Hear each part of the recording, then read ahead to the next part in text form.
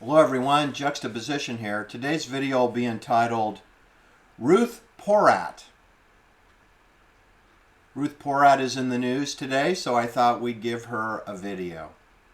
It's going to be a lot more than Ruth Porat, who is really just a chief financial officer of Alphabet, which is the parent company to Google and YouTube. It'll be fun to find out how many minutes this video lasts over at the YouTube platform, where Ruth Porat moves the money around, because she's the chief financial officer of YouTube and Google as part of Alphabet Soup. Where have we heard that term before? We usually refer to three-letter clandestine agencies as Alphabet Soup. FBI, CIA, MI6, KGB, you know, that kind of alphabet. But it also refers to bank subsidiaries like BISD. That's a whole division. That's a whole division. That has departments and units within it. And it's just one division of a bank. But what I wanted to say is that Alphabet Soup is used when acronyms are to conceal the reality of what goes on at the company. So the reality that what goes on over at YouTube and Google, of course, is censorship, concealment of the truth, promotion of poppycock. That's their primary focus. That and misdirecting people so that they spin their wheels, go down rabbit holes, waste time. I understand. It's all part of pacification and control, as William Colby told us many times to the few people who were actually listening and paying attention. Anyway, Ruth Porat was in the news today because apparently her secret memo leaked out, where she sent a memo out to all the Googlers, meaning the employees of Google, that they were going to have to make some cost-cutting reductions and cutbacks on amenities, which followed the layoff of 12,000 employees over at Google in San Jose, California, Spooksville, USA. You do know that Google was founded by Jewish boys with no business experience, and that it was funded by highly experienced Jewish bankers on Sand Hill Road in the form of Eugene Kleiner and Perkins at 2750 Sand Hill Road. We all know that because we're familiar that Aaron Valente was last seen alive near that address. Near that address at 2500 Sand Hill Road, walking distance from where Kleiner Perkins' offices are, and walking distances to Sequoia Capital, who partnered on the Google financing deal. Sequoia Capital brought us FTX, run by a Jewish man, Sam Bankman-Fried, who is no longer freed.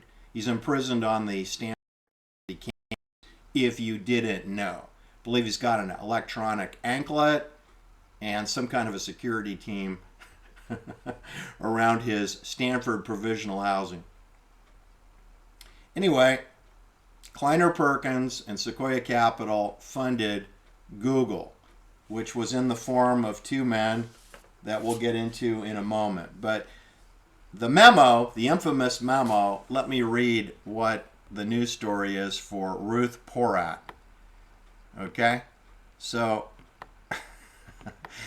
you always get in the news for the wrong reasons, right? Anyway, Ruth Porat is Jewish, in case you didn't know. Anyway, so the headline reads, "Read the memo Google CFO Ruth Porat sent to staff about new cost-cutting, comma, including paring back worker perks." All right. I'm not going to read the whole memo because it's very poorly written, it's long-winded, it beats around the bush, but essentially the gist of it is that employee perks have to be cut back in order to save money and focus on artificial intelligence investments. That's code for you're going to get laid off soon too, along with the 12,000 we already heaved over the ship, right? Over the railing of the ship. You do know Google functions under maritime law, as all College of Corporations do, meaning that the captain is in charge and the officers enforce the policies. It's not a democracy, and you do not get a vote. CFO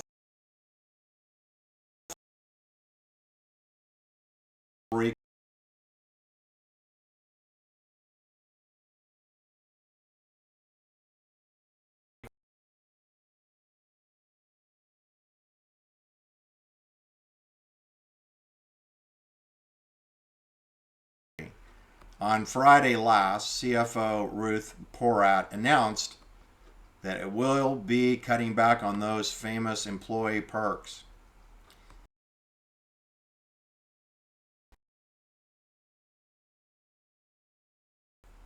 Anyway, the move comes a little more than 2 months after Google already announced that it would be laying off 12,000 workers. Oh, perhaps it hasn't cut everybody out yet. It's in the process of eliminating 12,000 jobs. That will take some time. The memo, which was obtained by Insider, this is coming from MSN, was signed by a handful of group leaders, which included Ruth Porat and Google search lead manager Prabhakar Radhavan. I think he's going to be the new CEO of Google. The memo reads, Googlers, last year, one of our most important companies, OKR, is to deliver durable savings through improved velocity and efficiency. Don't you love the ambiguous applied linguistics terminology? All PAs and functions are working toward this. I think they meant end. Googlers have asked for more details, so we're sharing more information below. Not. The work is particularly vital because of our recent growth and challenging economic environment. It means business is bad and corporate advertising is being cut back. Gee, is that a surprise? I mean, you're driving everyone into poverty, so obviously people are not consuming as many products anymore. Anyway, this is all focused around the delivery of artificial intelligence. We have been here before. Back in 2008, our expenses were growing faster than our revenue. I don't even think they had any revenue back in 2008. Anyway, we improved our machine utilization, meaning non-human. We narrowed our real estate investments, meaning they reduced office space for humans. They tightened their belt. I guess in the Ruth Porat, she may mean garter belt. Anyway, you're focusing their distribution more on computer work AI and to apply more efficient and well-tuned infrastructure using the AI, and to improve external procurement in other areas where data suggests significant savings are possible. In other words, AI. Then there's number of other areas, which they don't mention, where a big difference will be deployed to focus on to reduce travel and entertainment expenses and use Simplicity Sprint to improve execution, increase our velocity. Yeah, like using the AI or Zoom meetings instead of actual booking plane fares. All right, it goes on and on. I'll post this so you can read it for yourself. That's why Ruth Porat is in the news. All right? Now, who is this person? Who is Ruth Porat? I always like to know who we're talking about, right? Well, she's not who you think she is, all right? So, yeah, she is a little bit of a cutout. I think the most interesting thing about Ruth Porat is, besides her retaining her original birth name, even though she got married, she didn't take her husband's name. But I think what you should know is that she was born in England, and she was born in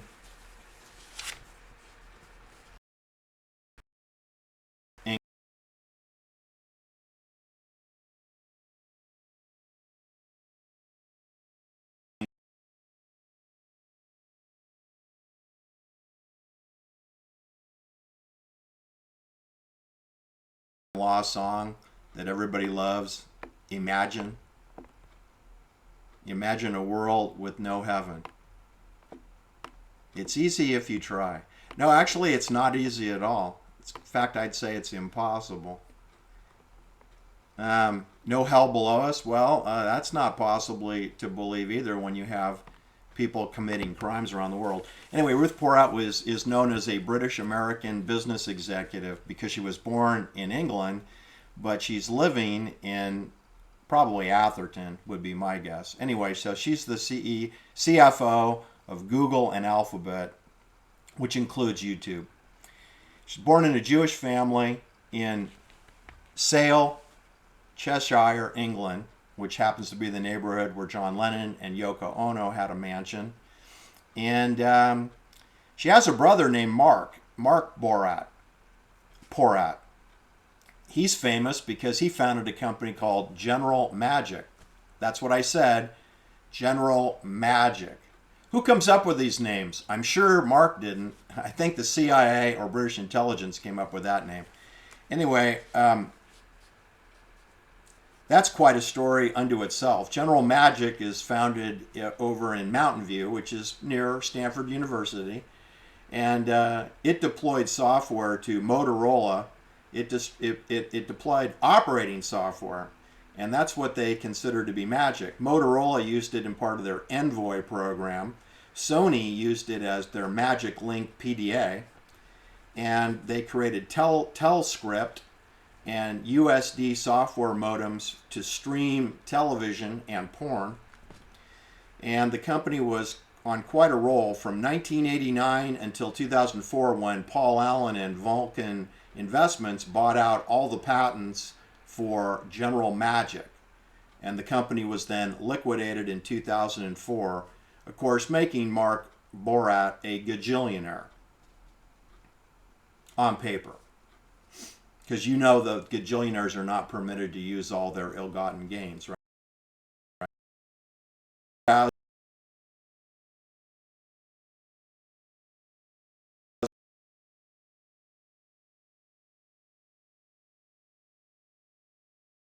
Deception, diversion, concealment of the trick, and lighting, and presentation, and capturing your imagination so you believe in magic.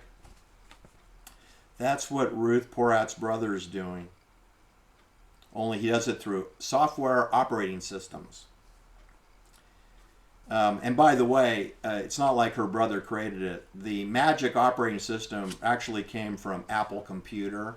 You know, it's sort of like Microsoft came from IBM, and General Magic came from Apple Computer,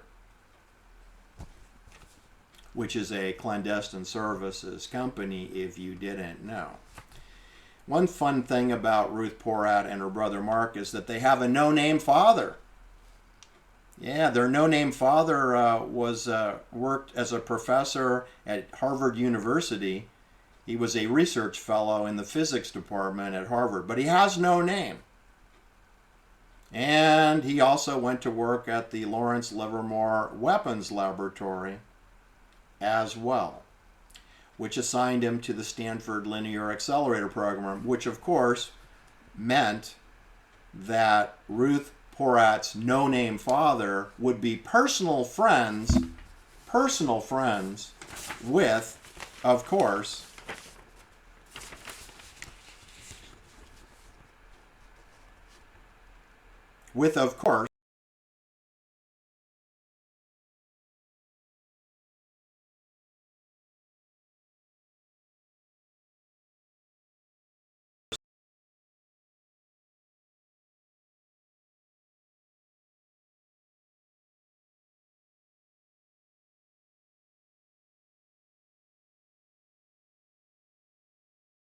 Department of Energy at Stanford University. Stanley Wojcicki, he became the department head of the physics department at Stanford. And the chief financial officer of Google,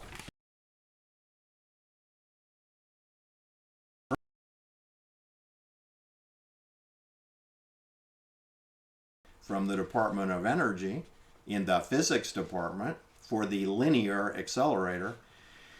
Okay, so what I'm telling you now, I'm weaving a story of incestuous relationships, because we have a situation here where we're discovering the chief financial officer of Google is Ruth Porat, but before her, you had to create the company in the first place, right? Right. So in order to create the story of Google, you have to believe the folklore, which of course I do not believe the folklore, But just to have some fun with Google and YouTube, all the information that I'm presenting today was found on Google search, okay? So if you don't like my information or you think my information is disinformation, then it's Google's fault because I got this from Google. This is Google information. So Google, if you don't like your own information, go pound sand, okay? I don't know what to tell you. So as the legend has it, in 1998, a 25-year-old Stanford University graduate students, Larry Page and Sergey Brin, rented out a garage of an 1,800 square foot home in Silicon Valley. Let me correct. At the Stanford Research Institute across the street in Menlo Park. They rented a home for $1,700 a month from Susan Wojcinski, who would have been 29 years old at the time. Susan Wojcinski, of course, is the eldest daughter of Stanley Wojcinski, who again is the department head of physics at Stanford. And you know he gets free housing as part of his department head status, right? So this was probably a home that belonged to Stanley, not Susan. Or that maybe Stanley let Susan live there for a while and she rented it out for $1,700 a month because she had free housing as extra money for her. Anyway, on September 7th, 1998, Google was launched as a privately held company, which is then eventually worth, hundreds of billions of dollars. What is not made clear in the story is, of course, that Anne Wojcinski, the younger sister, who went to Yale University, she ends up dating Sergey Brin, and they get married. They don't get married till 2007, and they have a short marriage, 8 years. That's a short marriage in my book. Anyway, so Anne Wojcinski, who's the chief executive officer of 23andMe, which is a DNA collections company, she went to Yale, and she's the younger daughter to Stanley Wojcinski and the younger sister to Susan, who is the CEO of YouTube, who's leaving, I understand, to pursue personal priorities. But as of today, I think she's still the CEO of YouTube. Larry Page and Sergey Brzezinski are the fake founders of Google, and they got all their money from Eugene Kleiner of Kleiner Perkins right around the corner and up Sand Hill Road, within 1.5 miles of this location. I will give you the address if you're interested. This alleged story of renting a house for $1,700 a month. The home is located on Santa Margarita Avenue, and the address is 232 Santa Margarita Avenue, and I have that written down. Yes, I do. 232 Santa Margarita Avenue. Zip code is 94025. It's technically the city of Menlo Park. That's the city where Aaron Valente was last seen alive in. And it's close to Middlefield Road, which is where Stanford Research Institute is located. Walking distance from this 232 Santa Margarita Avenue, you can walk to the Stanford Research Institute. So what I'm telling you is many of the homes that are in this neighborhood are used as provisional housing for the research fellows or professors or graduate students. Okay? This is very similar to Benedict Canyon, Laurel Canyon, Coldwater Canyon, where free housing is provided to directors, producers, or actors on long-term contracts who are employable. All right, so you should know that Eugene Kleiner was born in Vienna, Austria. He went to Manhattan. He got into the semiconductor business. He went to New York Polytech University for Bachelor of Science. Then he went out to Silicon Valley to work on the Shockley Semiconductor Laboratory. Then he was sent to New York University, NYU, to get an MBA because I guess someone thought he'd be better at a banker than an engineer. He then betrayed Shockley and formed Fairchild Semiconductor. He partnered with Tom Perkins from Hewlett Packard, and they moved over to 2750 Sand Hill Road and started the world's largest secretive clandestine service private equity firm in the world, simultaneously with Don Valentine doing the same thing in 1972, one parking lot away at 2800 at 2800 Sand Hill Road. So you see, you've got two premier clandestine service private bankers. One's at 2800 Sand Hill Road. That's Sequoia Capital. Think FTX. And then you have Kleiner Perkins, which is at 2750 Sand Hill Road, all on Sharon Heights.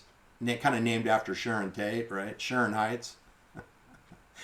It's just below the Highway 280.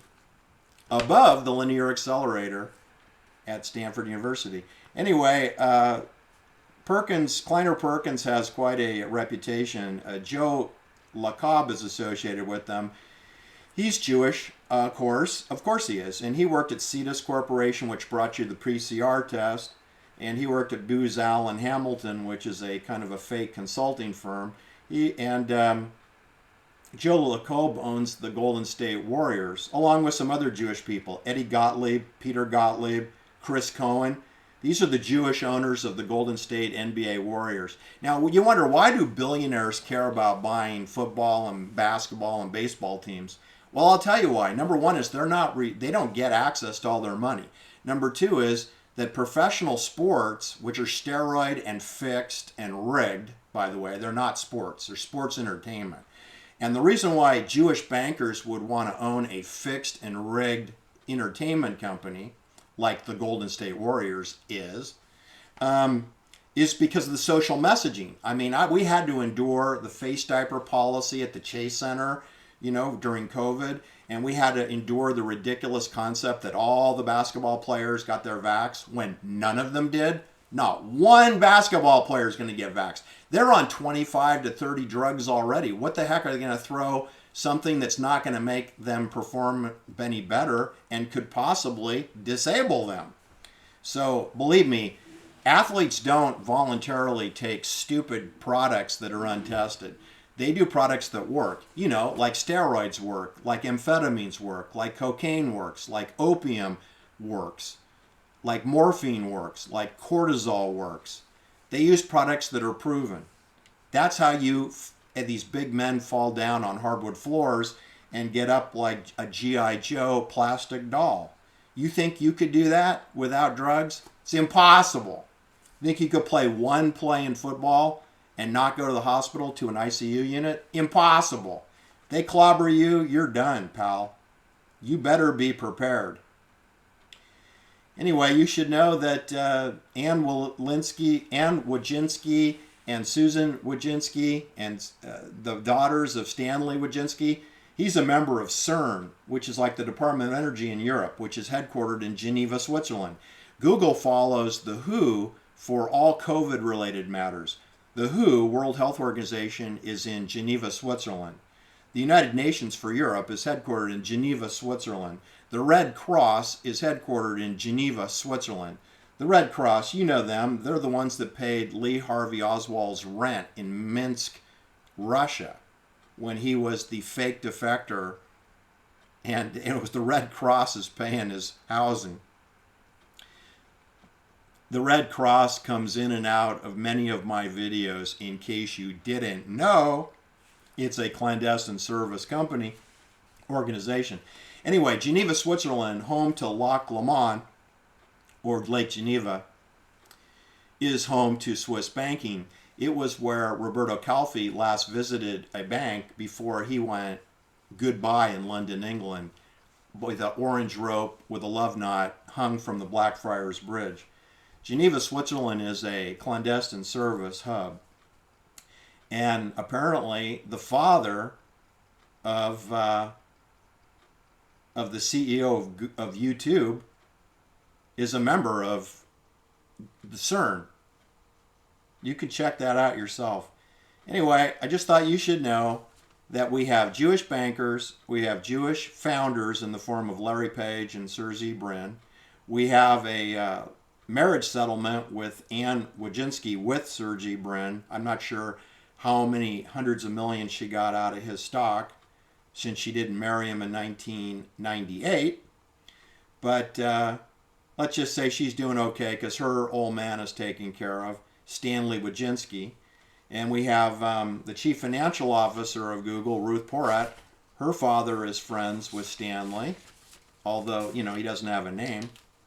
And you got brother Mark Porat, and he's in the magic business for Motorola, Sony, and USD modems, streaming, television. Kleiner Perkins. So, I guess that's all I wanted to say today, is that when people are in the news, I'm going to cover them. And when I say the news, I mean fake news. Because you're never going to hear, 1% of the information I just gave you. You're not going to hear that, from MSN or any mainstream media, because they're in the concealment business. They're capturing your mind and your imagination so they can control and herd you like a sheep. Thanks for listening. Please hit the like and subscribe and share my videos, because I'm completely shadow banned, and I know that's true. Take care. Have a great day.